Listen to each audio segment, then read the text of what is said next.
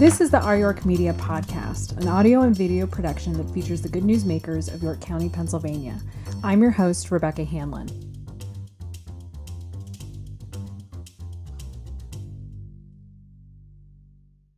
So we're sitting down today with Victoria Kageni-Woodard.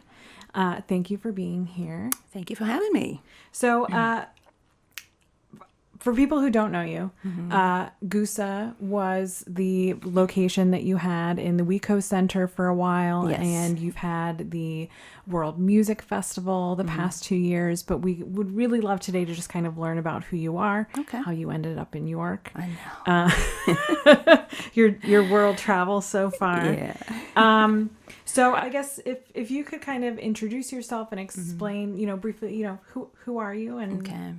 Yeah, so again, thank you so much for having me. I've seen your previous guests, so I feel so honored to be sitting in this chair. So, yeah. My name is Victoria Kageni-Woodard, and I'm a native of Kenya and a resident of York City for the past 6.5 years. Okay. And I was married into this area. So for those who are asking, why did you move to York City? It's so small, there's nothing happening. But yeah, love brought me to the city. Yeah. So my husband is born and raised in York City. And so I'm his wife. I'm also a mother of four. I like to think of myself as a serial entrepreneur because I've been doing something forever. Okay. But here we are, and this is home for me. And I came to the city and got introduced to all these fabulous people doing things. I seem to have come in at a time where art and the fine arts in particular was just blossoming. And so I decided, okay, so this is where I was meant to be because these are the kind of people I've always wanted to be around. I came to the United States as a student. Okay. So my first stop was in Savannah, Georgia. And I was a student at Savannah College of Art and Design. And then as life would have it, all kinds of things happened. I became a mom of four, not in Savannah, but I moved. First of all, I'll backtrack a little bit. So I spent some time in Savannah, and then I moved to the Lehigh Valley area where my my older brother is there, extended family members as well. I just needed to be around people, my family members. So I moved to Allentown, and it was there that I became a mom. And while there, I decided I wanted to be able to do these other things, but I couldn't, and I couldn't stay in the field that really makes my heart sing. Okay. So I ended up in the construction industry. So I became a member of the International Union of Operating Engineers. And what that translates to is that after a 4-year apprenticeship program, you become a state-certified heavy equipment operator. Okay. And you become a member of the Local 542. So International Union of Operating Engineers is a really big body, but has different chapters and different different chapters in different places. So the one in Allentown embraced me. And after the program, I started working in the field. Okay. Great money. Very proud of the fact that I was able to do all these things and just hang in there with the boys and be able to just sit in those big things and big equipment. And just blow everybody's mind. And what it really was just dexterity and the ability to understand your math and what is required of you. So it was just, everything was like computerized. So it was just moving the buttons and it makes, it does what it's supposed to do. But when you're sitting in there, you look like Superwoman. I'm like, okay, I'll take that title. But so that is what that was what life gave me. Yeah. As a single parent, because I needed to have the one job that allowed me to be able to give my children the kind of lifestyle I grew up in. So after 10 years, I left, and that was after I met my husband. I met my husband in the fields. Okay. My last job was in 2016, just before I opened the shop. Okay. And my last assignment with them was to go out and in the boondocks of the sprawling fields of Pennsylvania, farmlands. I was there working on a pipeline assignment, so natural gas pipeline industry. So that's what I used to do. Just check on our vast infrastructure, make sure that whatever anomalies were there on our pipes were taken care of, so we don't have terrible accidents of gas lines just blowing up in people's homes and things like that. So while I was out there is when this young man came up to me and was fascinated and intrigued as to what was a woman doing out here doing this kind of work, and that was my husband. And so we hit it off, and I was able to impress him, and he thought he needed to take me home and show me off to his family members, and everybody fell in love, and here we are. That's funny. So after that. I knew for the longest time, I knew I was not going to stay in that field for too long. Okay. So, as a matter of fact, I didn't think 10 years I was going to be there that long. Okay. But after meeting my husband, we just kind of realized that I just needed to be home with the kids. And that opened up a door for me to get back to what I really came to the United States to do, instead perfect my mastery in all things fashion and things like that. And that is how I opened up my shop. Did you, when you were working in the construction field, did you kind of have a hand still in the arts? Like even on the side as a hobby, were you doing things? Yes, I still was, because I needed, as interesting as that job was and as much money as I was making, it really wasn't what I wanted to do. And so I still was able, I tried to keep doing what I wanted to do, like doing the sewing on the side, event planning for women empowerment luncheons and brunches and conferences and things like that. Yeah. So I would do that, and I was able to do that every time the season was a little slow. Okay. And they would lay us. When we got laid off is when I'd pick up this other stuff I was doing on the side. Yeah, and also with the kids, I mean, I needed to keep everybody on the P's and Q's. So I'm also trying to do this thing with the kids, make sure everybody's not left out because mom is working so much. But so that was my way of keeping myself sane, because it was challenging being in a male dominated industry.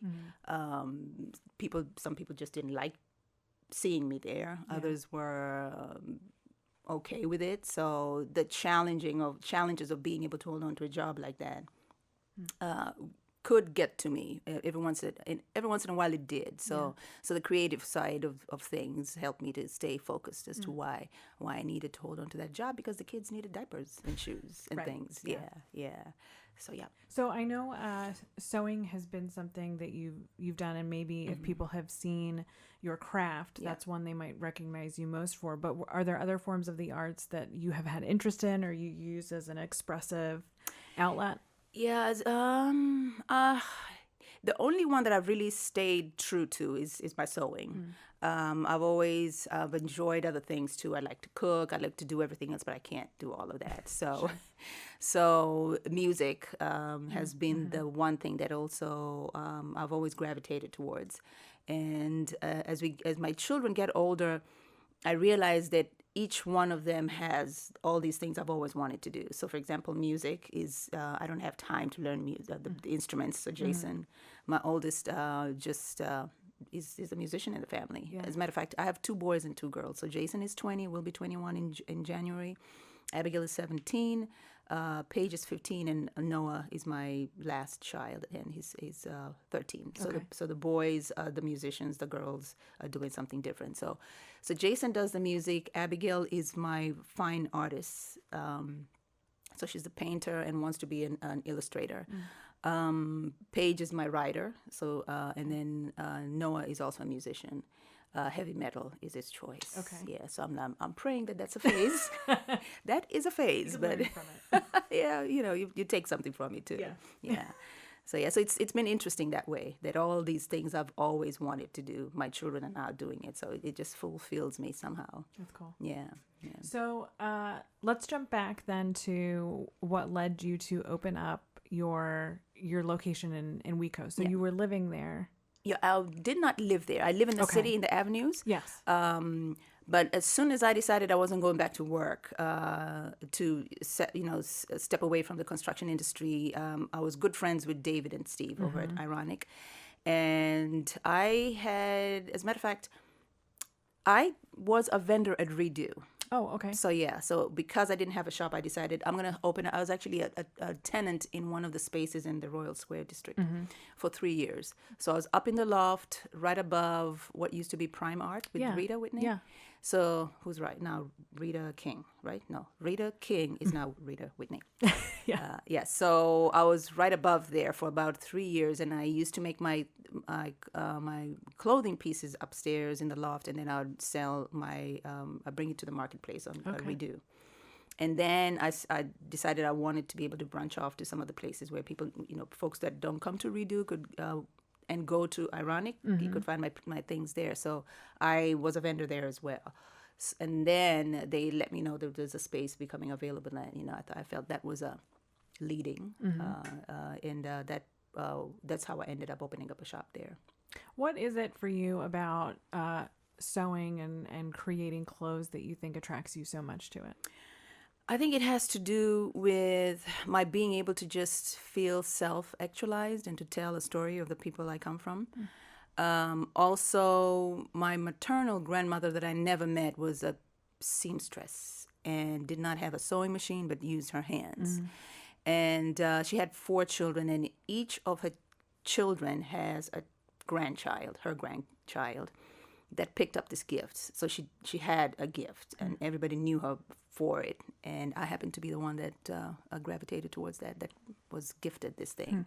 Yeah, so because of that, I just always felt a need to create something. Otherwise, I'm just going to fall apart. If you don't, it's like just being thrown in jail and not told not to paint or don't do anything. So it feels that way for me. So I need to be able to do something with all these ideas and this drive that I have to self-actualize and share my story, share my art through fabric, and yeah. So you talked about sharing the story of where you come from. What is that story? So the story of the people of Kenya, the tribes, the different tribes that make up the country. So we have over 40 different tribes in Kenya, and everybody has a different meaning for the kind of clothes that they wear, for example. The difference between a young girl that's not married and a woman that is recently married to a widow, we have different clothing that symbolizes what stage in life you're in. And so when I opened up my shop, I thought just creating pieces, beautiful things is all that people required of me. But it turned out it was like the central zero ground for all things Kenya, because everybody would come and start asking me about everything else but my clothes. Wow. So, well, I should say in addition to my clothes. Yeah. But it became so fascinating to people that I come from a different part of the world. Yeah. And here I am able to share a story and tell them so much about where I come from and how I grew up, what kind of music I listen to, what kind of foods I eat, how do we dress. And more often than not, they wanted the stories and forgot that there was clothes that they needed to leave with. Sure. So there was that the balance of being able to bring all these things to people is what became a challenge, and it could be a good or a bad thing. So I needed to be able to. I mean, I'm still working on the process of being able to deliver everything people are asking of me, because it's fascinating. There's some people that have never or will never travel outside of this country. So here's a way for me to be able to share where I come from. And yeah. What are some of those things that they're asking of you? The foods. Oh, Food, really? yeah. What do you eat? What kind of houses do you live in? What was your schooling experience like? And if you're watching TV and all you see is all this dreadful stuff, then you really don't understand. So you're curious. So those are some of the things that led me to be able to offer things like the free jazz nights that I used to have at the shop. Also, the dining excursions is so all these questions has just kind of helped me to zero in on how to be able to separate myself from what everybody else is offering and give it a different twist to make it interesting and keep people coming back. So the dining excursion was named as such because I decided, instead of just talking about Kenya, that I can talk about all the countries in the continent. And so the excursion involves a dining experience where you come to us and we have a history class of the country. We cook the foods from the area. We talk to you about what ingredients. So we educate people about the different parts of the world and help them to understand that there's a common thread that, ties us all together. Why do you think that was so important for York? Because I did not think I saw enough of that. And the few the handful that are in existence are so small, nobody's talking about them. Some of them are off the beaten path, so nobody will find them. So they needed to be a central part, a central location where people could feel safe. Yeah. So for me, Central Market was, and I think will continue to be the place where I do my dining excursions going forward.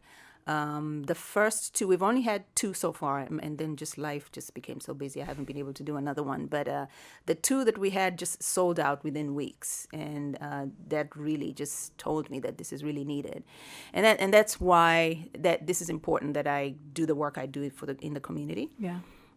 Also because a lot of us, me included, we just used to run to Baltimore and D.C. every weekend because there's, oh my gosh, York City is so small, nothing's happening. And I got tired of doing that. And I was like, look, this is where you are. You just blossom where you are and create an atmosphere and an experience for both the community and for my children. What do you think you learned most when you had your location open? How long was it? Yeah, it was. Therefore? Yeah, we opened it for 24 months. We were in that location. Yeah. So the biggest thing that I learned was that the history of the people of York. For example, I did not know that the location I was at had so much history that's tied back to the civil unrest that was back in 50 years ago in York City. And that people still had that heaviness in the air about being in that part of the city. I mean, it's just cross the bridge and everything just changes. Yeah. So I really thought my music offering with the jazz nights would break the ice and create something different. And because I did not grow up like most African Americans did, my experiences are different from theirs, but it's not so removed that I don't understand the complexities of racial inequality and things like that. Growing up in Kenya, even though all the presidents in my lifetime there were all Africans and cabinet ministers were Africans, and there was a good mix. But we did still struggle with things like that because we had people from different parts of the world come in and create a space for them and do business there, and had preferences for what kind of people they wanted to work for them, and it wasn't always the locals. The Indian community, some were nice and some were not. So we had those things. So like being profiled in a store wasn't uncommon to us. Okay. But not to the degree that, other people of color in this country have gone through. Sure. So for me to be able to understand that I'm in a place that needs more than just my shop was a big eye-opener. And so after the 24 months I was there, I decided I needed to do something different. And so when the opportunity came for me to apply for the Philadelphia Fashion Incubator program came, I jumped at it, and I was accepted, and so I decided I'll close that part of my business, at least for now. Okay. And allow these people to teach me the ins and outs of making my business more profitable to begin with, but also continue on the same thread of making it an inclusive space in my offering and everything else. So I moved that. I closed the retail space, but I still have my online space. I have an online presence, and I have a smaller studio in the Continental Square is where I moved to. Yeah. And so that was the biggest learning for me. What are you doing with the Philadelphia program? Like, can you explain to us a little bit about what that is? Yeah. So the Philadelphia Fashion Incubator is housed at the Macy's building in Center City, Philadelphia on Broad Street. So every year, this program has been in existence for the past 8 years. Okay. So with the next cohort of 6 designers from different parts of the area.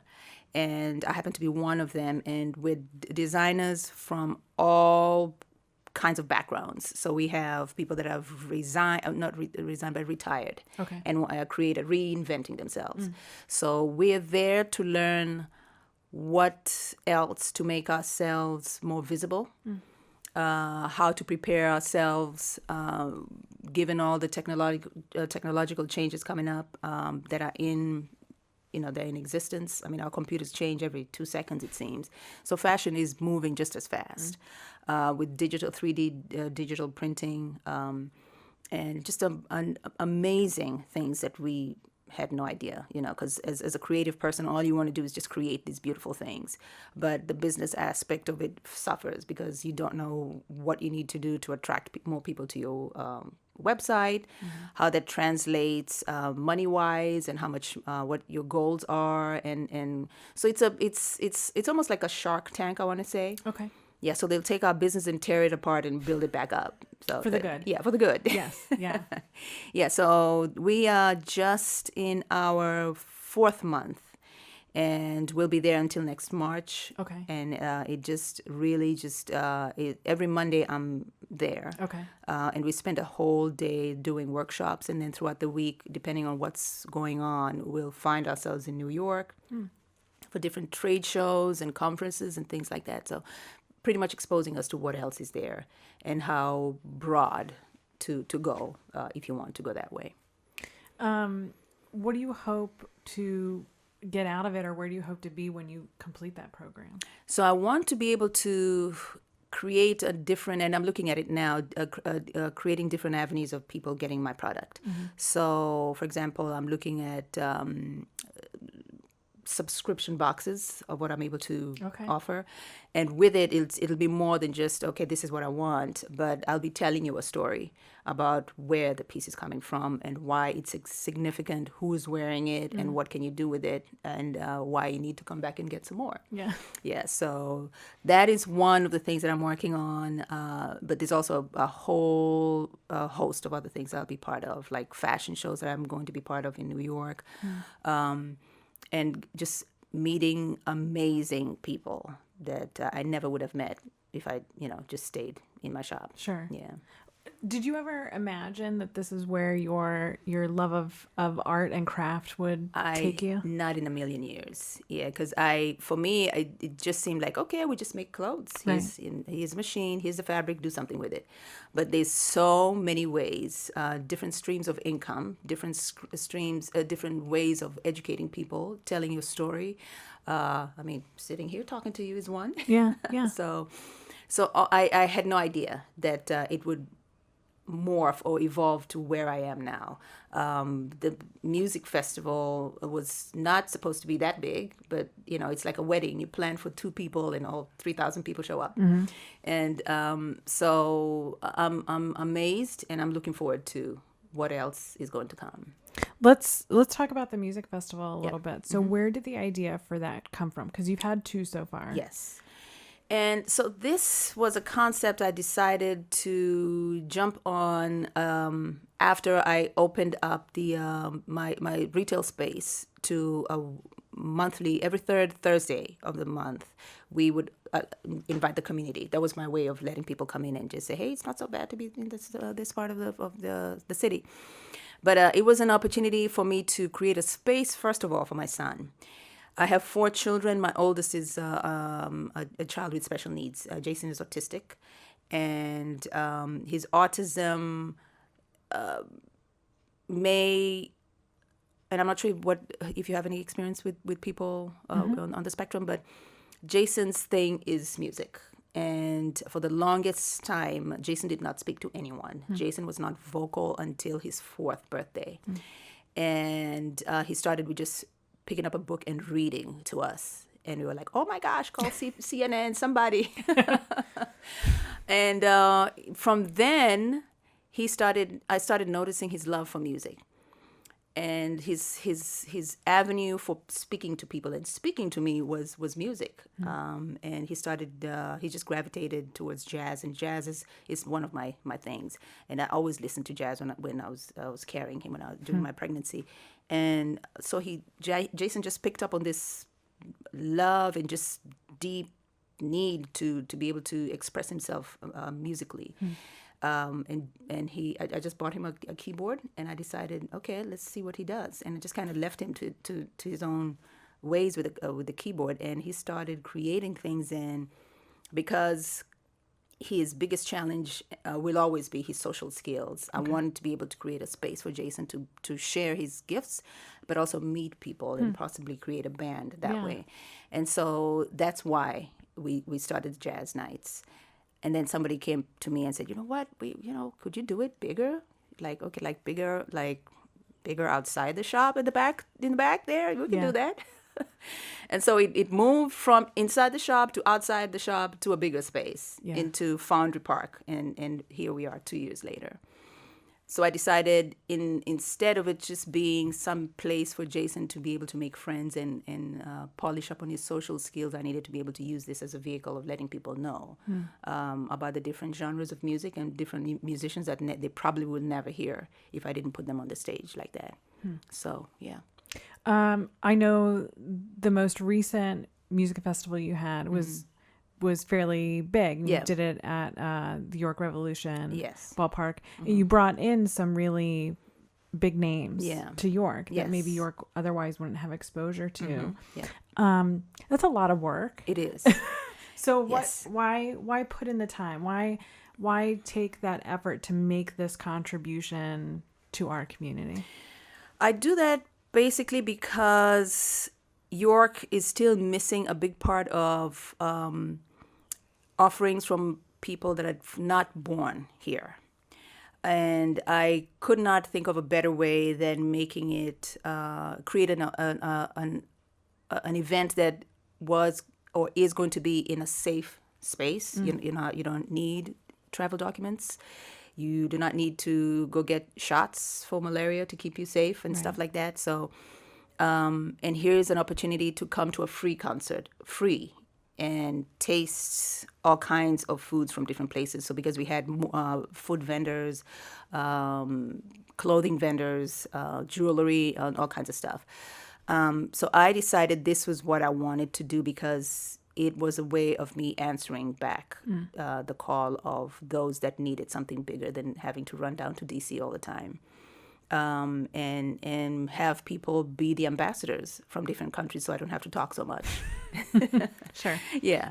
And that is how we ended up just going broader than the local musicians that we find here. But it was also important for me to be able to bring the local musicians and introduce them or have people it was a networking experience as far as I'm concerned. So it's a networking experience between the musicians, but it's also an opportunity. It's a class for people to come in, an open door, open space classroom for people to come and learn about different parts of the world through music. Yeah. So, that event is done now. You're going through your experience in Philadelphia. Yeah. What else do you have going on? If you ask my husband, he'll tell you she's not doing anything. Not at all. Because my poor husband is like, can we just concentrate on one thing? But it is hard for a creative person to just stay focused. But I have to discipline myself to say, okay, this is the only thing we're going to do. Yeah. So we're not spreading ourselves too thin, which is what was happening at the shop as well. So I'm just going to concentrate on the remaining months at the incubator and take a little breather from the festival, but jump right back into it in the next couple of weeks, as a matter of fact. But my other projects are really my kids. My children did not grow up the way I did. The experiences is going to be very different from how I grew up in Kenya. So that becomes my I'm the advocate. I put on my advocacy hat for my children. So I make it a point to just kind of expose them to different ways of thinking. I've still not been able to take them back home for a visit because they were so small, and I wanted them to get to an age where they're able to appreciate that expensive trip that it's going to be. Sure. Yeah. So yeah, so we just focus on what needs to happen for them to become well-rounded individuals. So I'm not sure if you've seen, Jason did a Yeah. TEDx talk. He did a TEDx talk, and that was right after his younger sister Abigail is my second child. Abigail was the first one to do the TEDx, and her topic was what we could learn from the special needs community, and how she's been able to kind of zero in on what she wants to do instead of just getting up in the morning and just doing whatever and just blowing in the wind. Yeah. So she spoke about her brother, and then they were like, "Oh my gosh, we need to meet your brother," and that's how Jason ended up on the TEDx stage as well. My Abigail is now going to, and I'm not sure if you saw that too. She will be hosting or presenting her first exhibition at the Creative York space. Okay. Yeah. So those are the things that I'm doing. So Yeah. everybody's doing something. Yeah. Yeah. And I kind of try to steer the ship that way.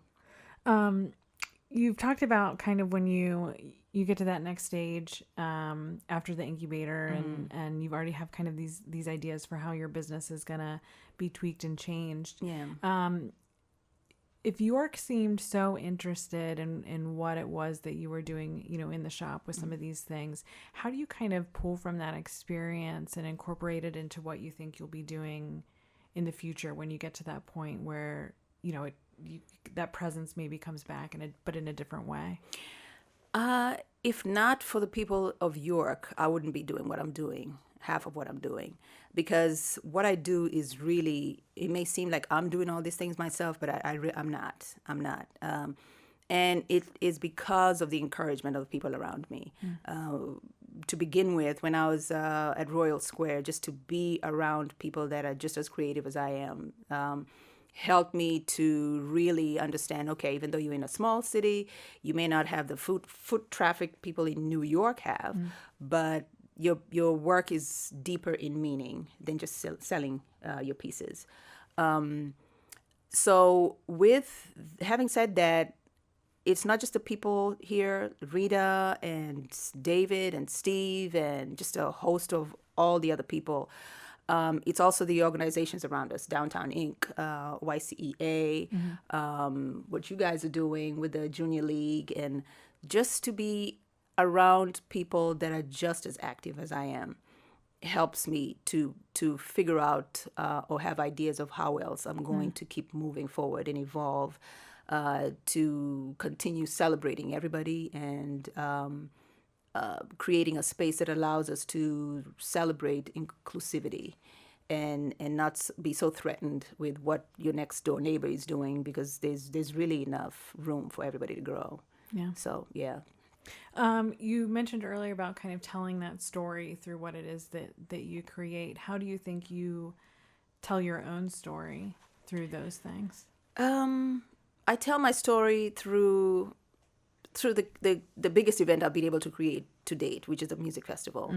I also tell my story when opportunities arise like this, and also I did the York Crafted opportunity. I had an opportunity to present there. I had an opportunity to present the story. What does Scott Fisher does something? Yes. Yeah, the storytelling project. Yeah. Yes, I did that too. So these things helped me to realize that even though I've told my story once, someone else hasn't. There's a few people that still have not heard it. Sure. How else does that translate? The other thing that I'm wanting to do, and I've been wanting to do for a while, is create a sister city initiative between Kenya and the place that I call home now. And primarily because there's so many kids in the city that will never travel. So if I can give them an opportunity to travel back to where I come from, for example, that might very well open up their perspective in the global environment that we're in right now, and help them to be more vested in the community, to be invested in your community. And so if the community can help create or support a program like that allows our kids to understand that there's more to this world than the backyard of York City, then it helps them to appreciate the people that made that happen. And maybe I can come back home to York and do the same for somebody else. Yeah. So those are some of the things. That's really big, a task for me to accomplish by myself. But it's something that has we've been talking about with a few of my friends. And as a matter of fact, there's a good friend of mine who went to Kenya and went all the way home to my childhood home. Oh, wow. Met my family members just this last week. She's traveling back home today, as a matter of fact. Okay. So she is just bubbling over with joy and excitement and all the discoveries she did and all that stuff. So just in that moment, we've created someone that really understands the importance of just taking a week off and going someplace you've never been to, and opening up your perspective about the world that way. So yeah, I have an ambassador coming back, and she doesn't know what's about to hit her. But You have plans? I have plans, yeah. So it's things like that, being able to create an opportunity for our young ones. Yeah. Nice. Very cool. Yeah. Well, thank you so much for coming on and talking to us about your background and where you came from. I really appreciate you taking the time, and I hope it's something that people have been able to learn something different that they maybe didn't know before. Yeah, I hope so too. And thank you so much. I'm very delighted and excited and just honored. Yeah, thank you.